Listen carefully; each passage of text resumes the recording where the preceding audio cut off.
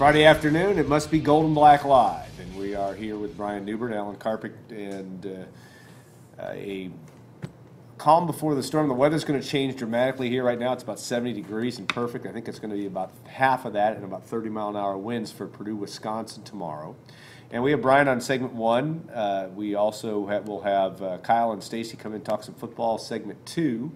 And then Ricardo Allen will be joining us in segment three with Kyle and Stacy as well. We'll talk about some big-time former Purdue football players back this weekend. Drew Brees, Ricardo Allen, Kawan Short, among others. So that's a silver lining on what will be a difficult challenge for Purdue. But Brian, we'll start out. Might as well get your opinion on where we see with football. The Boilermakers are going to have a tough road, I would think, tomorrow. Yeah, I mean, the story of these last 5 games for Purdue ever since the coaching change has been Purdue doesn't have much of a chance, but they're putting up a fight. And I think this year against Wisconsin, they have very little chance to win this game. I think that physically, I'm not sure they can win this game. Yeah.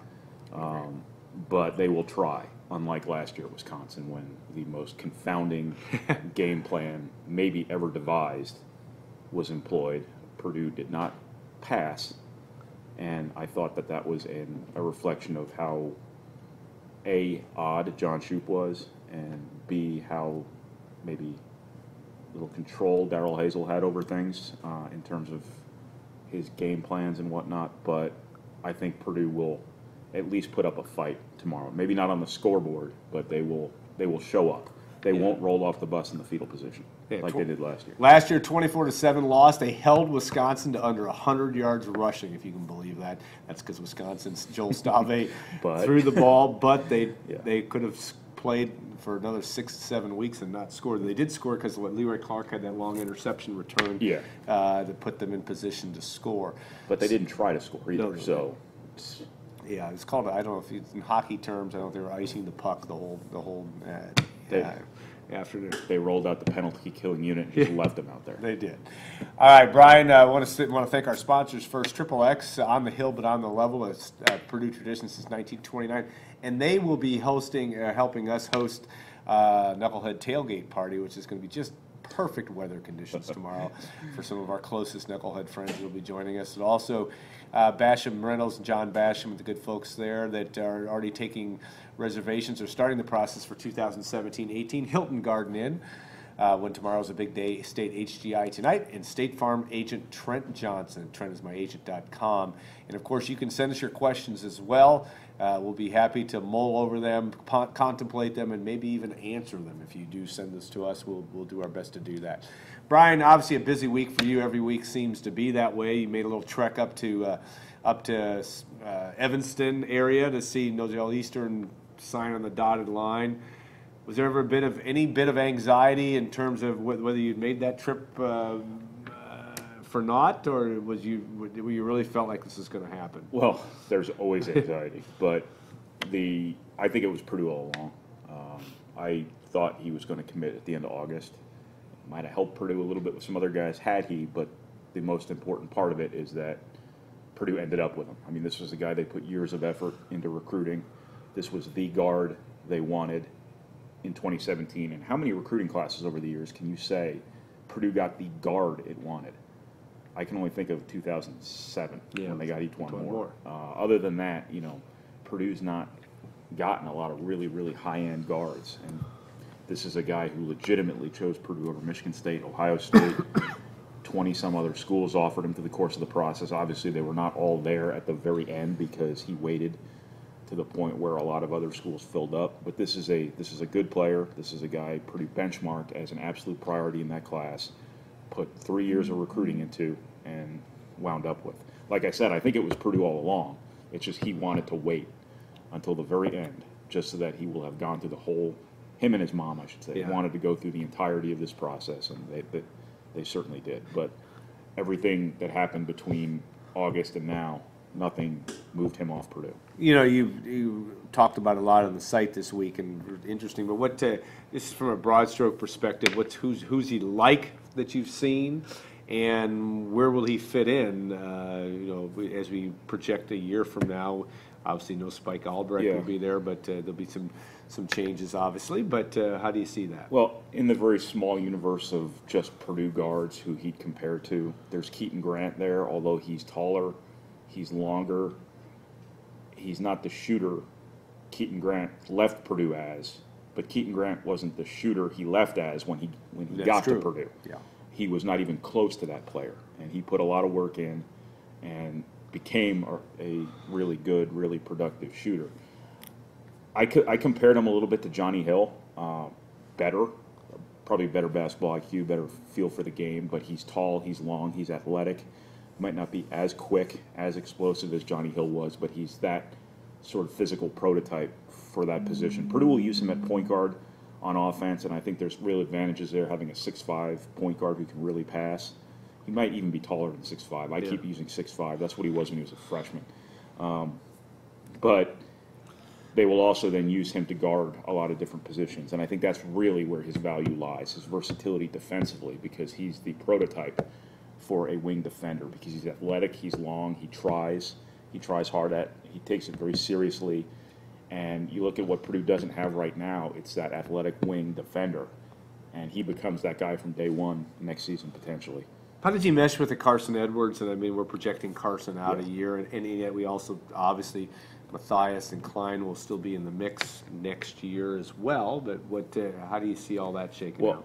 He's a good counterbalance to all of them. Matt Painter's projection for Noel Eastern was just that, Noel Eastern's going to play the 1 on offense. Carson Edwards will play the 2. Obviously, Purdue will have other guys, but he's just because Carson Edwards is the guy who's here long term. Right. That's why he fits into this projection more than Dakota Matthias, Ryan Klein do.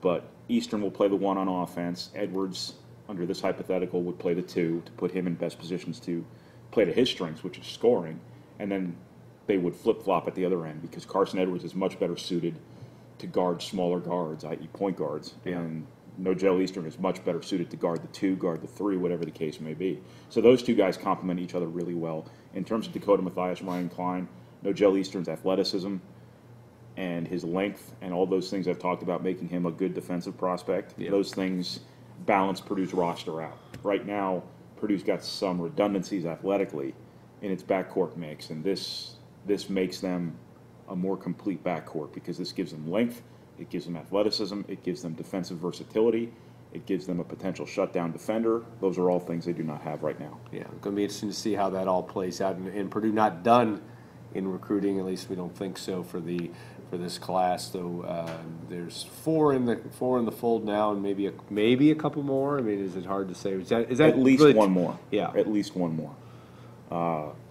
Some things would have to happen for it to be more than one. Yeah, things that are not outside their own possibility, but not things that can be predicted as of right now. All right, we'll go back to Villanova, the Villanova game on Monday, and of course the Boilermakers play Georgia State tonight in Mackey Arena, 7 p.m.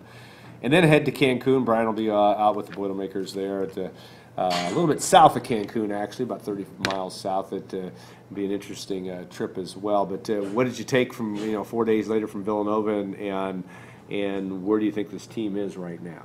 I think if they play 25 more times the way they played against Villanova, I think they're going to win 23 or 24 of them. Because I thought Purdue, it was one of those games where a team loses, but people think about them even more favorably than maybe they did before because Purdue stacked up against the reigning national champion, a team that's a legitimate repeat contender, I think. And it was simply a matter of the team that won the national title last year played like the team that won the national title last year, and Purdue played like a good team that wasn't quite ready to make the plays it needed to make to win a game like that. But Purdue's only going to play Villanova once this year. That was the only time they're going to face a team like Villanova. Well, there'll be good teams in the Big Ten. Louisville will be very good, but in terms of playing the reigning national champion with a lot of pieces back from last year in Game 2 and coming that close, I think that really speaks volumes about what Purdue can project to be from here on out, as long as they play and show up the way they showed up for that game. Yeah, you have an interesting non-conference schedule still. Obviously, the 2 games in Cancun, Utah State, and then I think you've got either Auburn and or Texas Tech. Texas Tech in Game 2. but also obviously a trip to Louisville. That will be a big challenge for Purdue, certainly. And then Arizona State in New York City at Madison Square Garden. So you've got an interesting schedule, sizing up.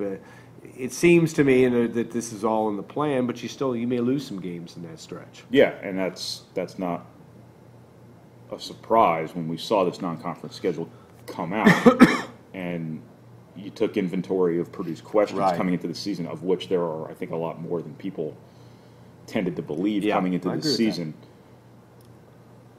I think the clear takeaway was that this was a non-conference schedule that Purdue was going to lose games in. They were going to lose a couple games at least. This wasn't 11-0 last year going into Butler. But it's the sort of schedule that A, is going to help your resume because you play big-time competition, and B, playing this type of competition now theoretically makes you better when it matters the most. And that's at the end of the Big Ten season if you have a championship on the line, and in the NCAA tournament, when obviously the story of Purdue's season in context might be how Purdue does in the NCAA tournament. So you can ask Michigan State better than anybody. Playing schedules like this pays dividends down the line, and that's got to be Purdue's hope. When that time comes, that having played at Louisville, having played at home against the reigning national champion, those experiences matter later, that kind of echoes throughout the season. One thing that's interesting to me, and I thought it was actually pretty encouraging, is the whole atmosphere in Mackey Arena.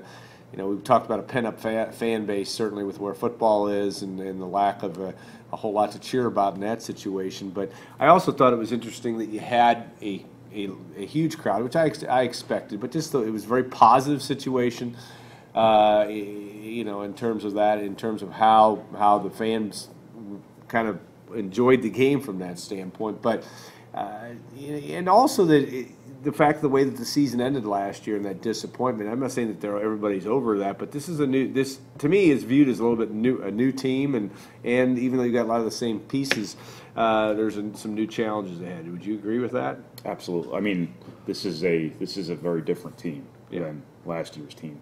It might be better different, but it is. We don't know that yet. That remains to be seen. Purdue's got to re-identify itself defensively, first of all, and I thought you saw some real exposure at that end against Villanova, but at the same time, like I said before, Purdue's going to play against Josh Hart once this year, and it's now behind them. Purdue, with the game on the line, got itself square on defense, got the necessary stops it would have needed to win that game, and it just so happened that it didn't handle both ends of the floor at the same time. Purdue couldn't put the ball in the basket there for a stretch when it was getting the stops. You had 3 straight turnovers, I believe, a missed one-on-one. 2 of those were made by a player who hasn't played in a year and a half in Basil Smotherman, and another was made by a freshman who is going to have to play through some things early in his career and might not have been on the floor in that situation had Ryan Klein been available. Yeah, I think that stuff needs to be kept in mind. This wasn't P.J. Thompson. This wasn't Dakota Mathias. This wasn't Caleb Swanigan, Vincent Edwards, Isaac Haas losing their minds in a key situation. This was a unique circumstance in which Purdue was in crippling foul trouble, too, by the way, and with some new and inexperienced players on the floor, with the game on the line against the reigning national champion, and Purdue fell just short. I think there's a lot of positive that can be taken from that defeat. And certainly Basil Smotherman, who had, was terrific, brought a lot of energy to this, the lineup and to the crowd. I mean, is that, that's the age-old question. Will we see that every game? But he certainly made an impression. If you see that Basil Smotherman all season long, it means multiple wins for Purdue. Yeah. Because I think he might be the player on this roster with the biggest threshold to take Purdue from one level to another, because he's an unknown, because he's an unknown commodity, and because of the things he can provide. Purdue doesn't get a lot of other places. Yeah. He is that energy guy, he is that athlete, he is that versatile defender if he takes defense seriously, if he pays attention to details, if he brings the same level of effort every game he brought to Villanova. He makes Purdue significantly better. All right, well, let's move on to the coaching search, and we've been working on that to try to figure out exactly where Purdue is, and hard to know, just because, and yet we know that Mike Babinski's been beating the trail, so to speak, and maybe out literally as we speak interviewing. Though I know he's got a football game tomorrow, and he's going to be in town for tomorrow, but. Is this slower than you thought? I mean, to me, it's not. I don't look at it that way because I still don't think we're really going to have a lot of real more public action until after that Old Oaken Bucket game next week. Well, there's only one public thing that happens. That's true. It's the press conference. So the fact that there's not been a press conference where the season's over, no, I'm sure a lot of stuff is going on here. I'm sure Mike Babinski's been very busy. I'm sure he's put a lot of minutes on his phone. Yeah. I'm sure the search firm has done what search firms do in situations like this. It's the whole reason they exist. And I'm quite certain Purdue's coaching search is pretty far along, probably on pace to, have something done here relatively close to the end of the IU game. I can't predict the future and say that it will be this day that they will have somebody picked out, but I'm sure that their every intention is to have this wrapped up as quickly as possible after the end of the season, and I would imagine they're on schedule. Yeah, you have this situation too where it is, as we've said, I think about every week on the show, it's a game of musical chairs, and you don't know. One thing can change it all. It can change the entire dynamic if Coach A leaves someplace and Texas is open or Oregon's open or whatever. It really does, and it really makes it hard to kind of handicap exactly where they're going. Right, but what Purdue wants in a perfect world is they want their guy wrapped up before all those dominoes start falling. Yeah. Because I keep using the Virginia Tech example last year. They got Justin Fuente wrapped up before December 1st. And had they not, within the next few days, a bunch of other jobs opened up, and all those jobs would have been calling Justin Fuente. I'm not saying Purdue's got the sort of cachet with candidates that maybe a Virginia Tech in a functional, healthy situation would, but you really don't want all that competitive a marketplace. And I think that's the advantage Purdue has by making the move in season, was that they're able to get a lot of this legwork done before they have to make a call on this. And I think Purdue's best case scenario is to find a coach it likes, a coach it's comfortable with, and getting that guy wrapped up before a bunch of firings happen and a bunch of, the whole game of musical chairs sets into motion, because that's just going to complicate matters. Yeah, Les Miles has been one name that has been talked about here pretty much since he lost his job at LSU. Maybe not quite the exact same time, but we've even heard rumors he's been on campus and has done this and done that. I thought you had an interesting thing. We were talking earlier today about the fact that why wouldn't I don't think we're not here to say that Purdue hasn't interviewed Les Miles, because why wouldn't you? I mean, here's a guy that is open and be in a situation where he's actively looking for work. Why wouldn't you go that direction? At least looking at him. Yeah, I mean, there isn't any harm in talking to him. I mean, he's obviously a willing participant to talk to any school that has an opening right now. He's clearly angling for jobs wherever he can find them. I know he's put his name out there for Baylor. I know he's put his name out there for Purdue. I'm sure he'll put his name out for any other comparable job out there. He wants a job. I mean, that's people without jobs want jobs, and it wouldn't surprise me at all if Purdue at least spoke to him. There's no reason not to, really. Now, speaking to him and targeting him, hiring him are entirely different things. I think that's a situation where you got to be real careful, because I'm big into relevant experience. And Les Miles has won at a lot of places that are very, very different from Purdue. And at 62 years old, with a reputation for archaic offense, regardless of the breaking news about him having an epiphany about opening up his offense, I just don't know if that's the right sort of fit, especially at the dollar figure you're probably going to have to pony up to get him. Yeah, it's going to be interesting to see who's the one candidate or name a candidate that we're not hearing. Because we're talking to some folks that are out in the scene, so to speak, or out, and yet that you haven't heard from that you thought maybe you would, or is there somebody that not to say dark horse, but somebody that we've kind of talked about, but just hasn't seemed to show up on the radar yet, at least our radar? Well, I mean, we still have no credible reason to believe that Purdue has done much with P.J. Fleck. Yeah, and P.J. Fleck's story is playing out very publicly. There's been a lot of national articles written about him, and they're being written for a reason. Yeah, is because he's probably out of there, and we haven't really heard much about him in Purdue. I know he's told recruits he's not leaving for the Purdue job. That's probably largely assumption. I mean, that happens in situations like this. Dave Doran years ago removed himself from a search he wasn't even really all that big of a part of because it was messing with his recruiting at Northern Illinois. Sometimes coaches have to tell recruits they're not in on jobs that they might not even be in on in reality. Yeah. But we really don't have a whole lot of reason to believe Purdue's targeted him. And he's clearly the guy in the Midwest, with a 10-0 record, whatever Western Michigan is right now, that's going to be a very hot commodity and a very logical, from a biographical standpoint, a very logical fit for a place like Purdue. Now, whether or not he's the best fit in practice, I don't know, but biographically and on the surface, he looks like a guy that it would be one of your first phone calls. Jeff Brom is the other one that we may not be talking to the right people or don't have no real clue, but we haven't heard much from him from Western Kentucky. Another one that is an intriguing prospect. I've been told he hasn't really heard from Purdue either, and he's a guy that we figured would be one of your first phone calls. He's an offensive guy. He's winning at a lower level program. The concern with him, I think, to some extent, is that he's a Louisville guy. Bobby Petrino any day now is bound to leave that job again, for all we know. And what happens when Louisville opens up? Now, I don't think that's a reason to not even look at him, but I think it would be something you'd have to consider on down the line of the process. Yeah.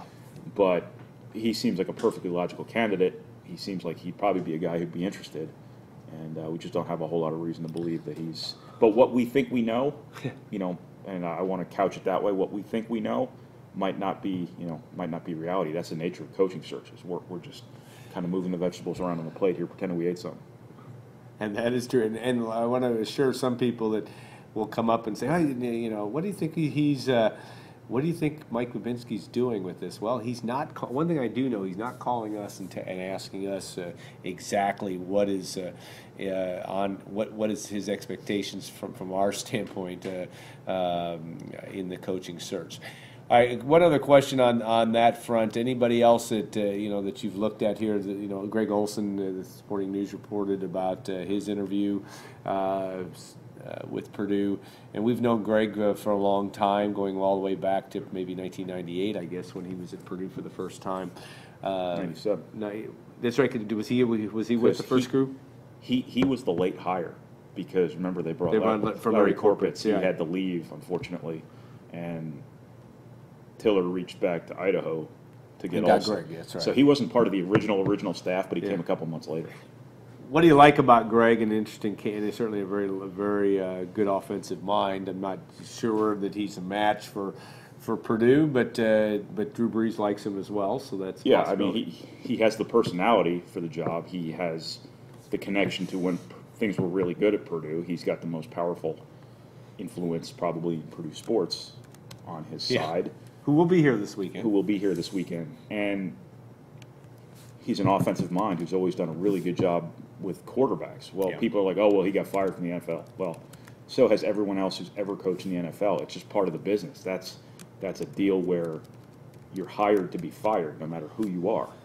And people look at that as a deal breaker. And admittedly, yes, that's not ideal. But he's proven himself over a very long period of time at various levels of football for being a very good offensive coach.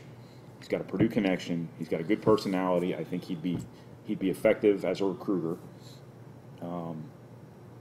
But I just don't know if that's the direction Purdue's going to go in. I think head coaching experience will matter. I think there might be some value in some name recognition. The guy we haven't talked about yet, we probably ought to mention is Skip Holtz makes a lot of sense too at Louisiana Tech. I think they've won 7 games in a row now. Yeah. He's got a top 10 offense nationally. He's got a connection to Mike Babinski from their Notre Dame days. He makes a lot of sense. A lot of sense. And there may be some talk that Purdue has talked to or will be talking to Skip as well, and that's going to be interesting to see how that plays out. He might be one of the ones that would be in that group of ones. If it's us looking at it, that might make the most sense. That's an excellent point. We'll be talking more about that, I'm sure, in the next days and weeks. But really, it's not going to be weeks. It may be sooner than later before this whole situation is handled. Okay, we're going to take a short break. Stacy and Kyle will come back, talk a little bit of football, and then Ricardo Allen, we understand, is on his way, and we'll look forward to having Ricardo on segment 3 with Stacy and Kyle as well. That'll be intriguing as Ricardo's back, along with many other former Boilermaker football players for this weekend, and we will look forward to talking to him and hearing more about that. We'll take a 2-minute break. I want to thank our sponsors, XXX, John Basham, and of course, Hilton Garden Inn and State Farm agent Trent Johnson for all the support. Stay put. We'll be back in a couple minutes on Gold and Black Live.